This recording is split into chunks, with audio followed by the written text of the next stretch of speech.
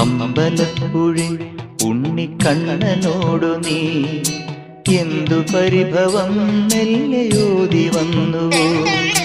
കൽവിളക്കുകൾ പാതി മിന്നി നിൽക്കവേ എന്തു നൽകുവാൻ എന്നെ കാത്തു നിന്നു നീ?